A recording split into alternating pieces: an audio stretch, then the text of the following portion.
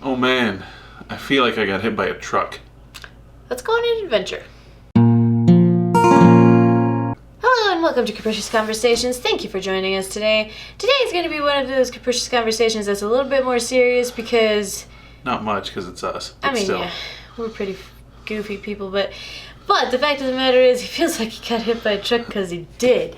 Yeah, and now having had that experience, I honestly don't know why anybody would want to say that, to be truthful. And So- I would venture to say probably that when most people say they feel like they got hit by a truck, they don't haven't. actually feel like they got They hit by a haven't been truck. hit by a truck. Yeah, because that's not something you'd want to do.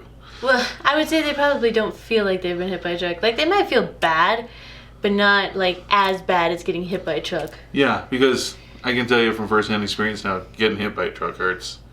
Pretty bad. Yeah. Pretty So low, for those of you pretty that don't know, that Christina's talked about it a couple times. So a little over 2 weeks ago, I was riding my motorcycle to a meeting, and a truck cut me off, and I literally did get hit by a truck. It wasn't my fault, but whether it's my fault or not, I came off my bike, which went underneath the truck, hit the truck and another car that was parked on the side at the scene, and spent 6 hours in the hospital. You may be able to tell, you may not be able to tell just because of the way I'm breathing right now, but I have 2 broken ribs, and today is particularly difficult for some reason because, you know, broken ribs impact everything you do. And they can't bandage them, they can't do anything to them. But that's not what we're here to talk about today. We're here to talk about motorcycle safety, and not just motorcycle safety, but if you're a driver, what you can do to help make motorcycles safe. I think I would still qualify that as motorcycle safety. But here's the thing, guys. I would say I don't know of a single rider that hasn't dropped their bike or crashed at some point. Just to be real. I would say that's fair. Very, very, very few. Very, very few. I don't know of anybody in my personal experience that has not had that happen. So there's a couple of things that you as a rider need to do. Number 1, don't be dumb.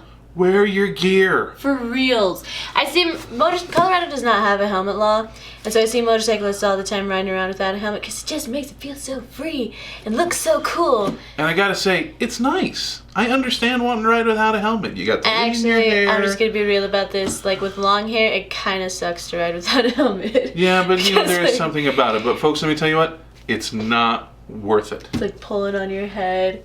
And so my bike doesn't have a windshield, so I'm getting buffered by the wind anyway. And then if I don't have, or like once or twice I've ridden without a helmet, so I'm getting buffered by the wind, and then my hair is getting pulled back. So it's like twice as much drag on my Yeah, neck. there's a lot of force. So Christina rides a 750 Honda. I ride a 1500 Kawasaki, or rode a 1500 Kawasaki. Yeah. It's going to need some help if it's going to come back from the dead.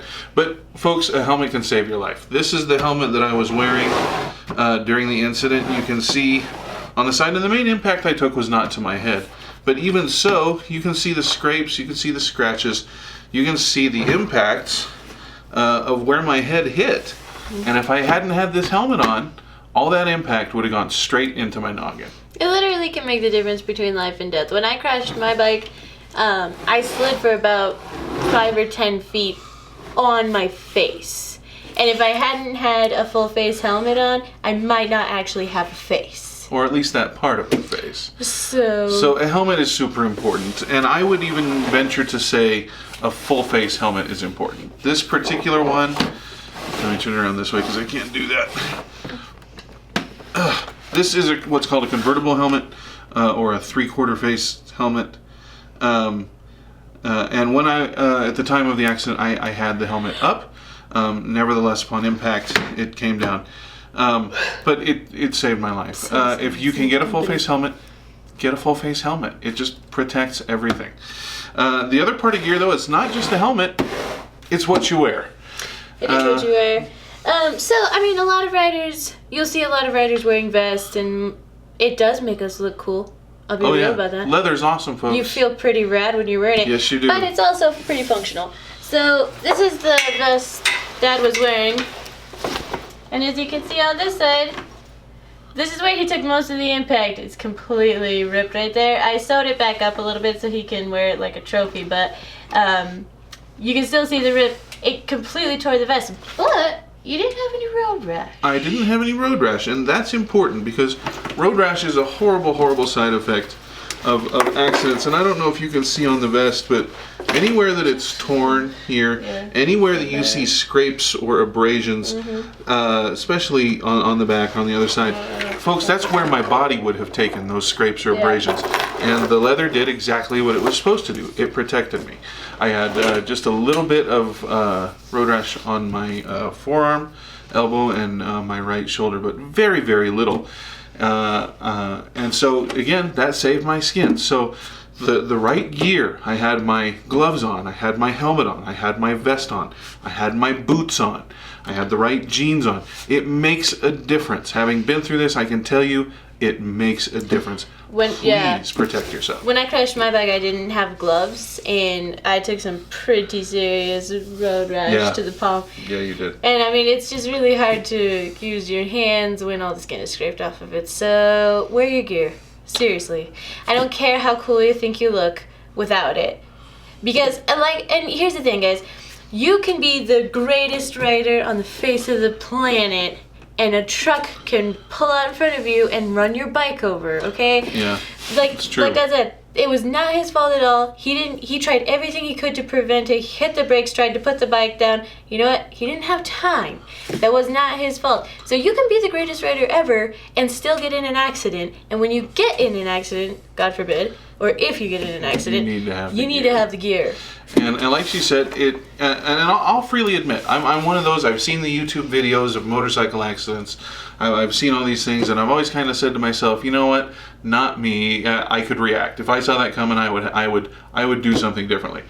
But I got to tell you, this happened so fast and so close, and I wasn't even going that fast. I had just made a turn and was coming up a street. It doesn't matter. I didn't have time. I didn't have time to react. And no matter how good a rider you are, the sad fact is most motorcycle accidents are not the fault of the motorcyclist. So be smart, drive defensive, get your gear. And that's another thing, like I've seen a whole bunch of motorcyclists driving like idiots and jerk faces on the interstate, cutting off cars. Guys, don't do that. Because if a car decides to fight you, you won't win. Yeah, there's no way a motorcycle's going to stand up for to real. a car. So don't be dumb, motorcyclists. Now, for those of you who do not ride motorcycles, and you're like, wow, not many motorcycle accidents are the motorcyclist's fault, you need to do a couple of things to help protect us, okay? Please. You might see occasionally, actually, pretty much anytime, if you see two motorcyclists pass each other, we'll give each other a little signal, a little sign. And most of the time, it's a little bit of solidarity, like, hey, we're cool, we're riding bikes. We're all riding around together. But the other thing that it is, seriously. The other thing that it is, the reason we do that is because it lets somebody know, like, hey, I'm looking out for you and I see you. Yeah. Even if nobody else does. Because, guys, for real, not a whole lot of cars are looking out for motorcyclists. And let's be honest, we're not blaming car drivers. Okay, but the simple fact of the matter is we're trained to look for cars. We're trained to look for two headlights. Your mind has an imprint of what you see. A car takes up a lot of space on a road, and so when you're driving, you naturally, that's what you're looking for. When you see a motorcycle, it has one light, and a lot of us drive with our brights on. I was riding with my brights on. But even so, it doesn't take up as much space. It's a much smaller vehicle, and so a lot of drivers, they just don't register it. They don't see the motorcycles. Or they don't look for them. That's right.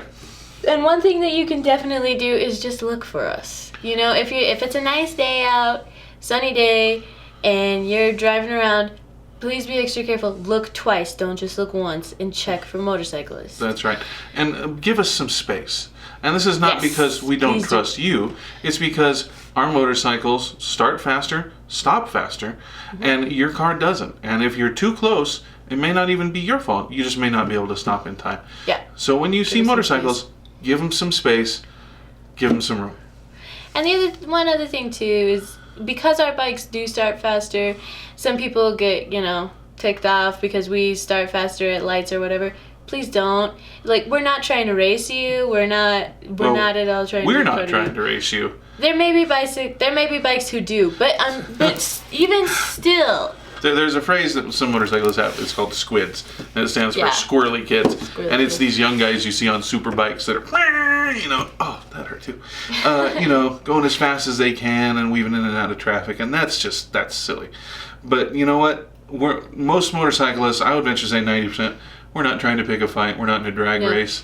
We're not in any kind of a contest. We just want to ride. Because most of us know that even if we did want to start a fight, we can't win against cars. That's right. So, Seriously.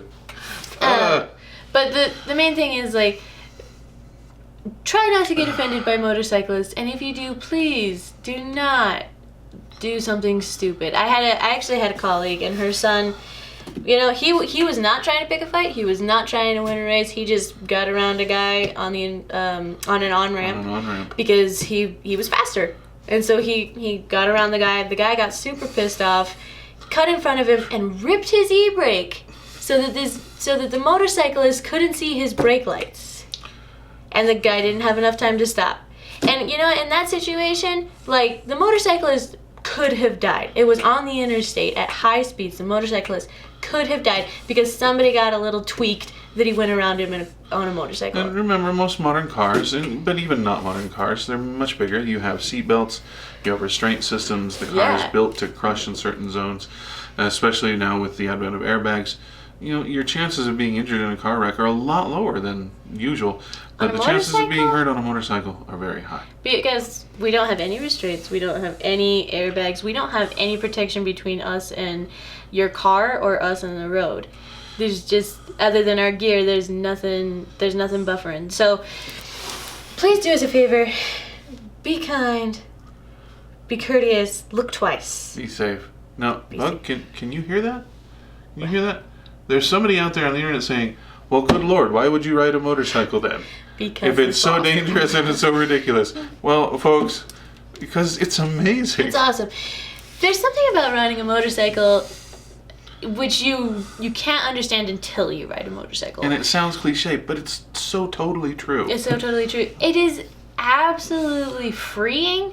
And also, like, you want to talk about, like, Zen people, they go out and meditate, clear their mind.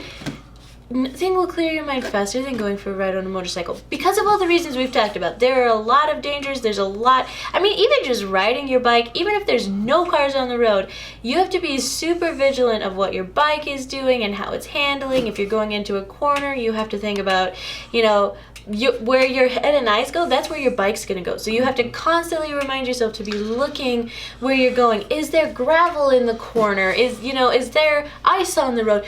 All of those things you have to be super, super aware of. And it requires so much of you that ultimately it really clears your head. All you can do is think about what you're doing at that moment. You don't have space for all the other junk and he said, she said, or Which is pretty this cool. is happening. And you know what, folks? It's amazing. It really is freeing and thrilling. And I can tell you right now, I will be back on a motorcycle. I'm not going to ride afraid. I'm not going to ride scared. And here's one other thing. Find a group of people to ride with. Oh, yeah. Because two motorcycles, Always better than one. Always better, and people see them better. If you can ride with a group, that's even better. We have an amazing group through our church that we ride with called the Chariots of Light. They're and a bunch of Christian bikers, they get together, we talk about Jesus, and we ride motorcycles. And it's the most amazing thing ever. If you can ride with a group, ride with a group. But there is something about the ride. There's something about being on the motorcycle. There's something about feeling the change in temperature as you go by and smelling the earth, smelling it's just, you're so in the area, not disconnected from it like in a car, that it's amazing. And I mean, you can see everything more clearly. You're not boxed in. You can see all the sights. You can feel those temperature differentials, which, like, until you get on a bike, you don't understand that the temperature changes. Like, it can be From moment to moment sometimes. Yeah.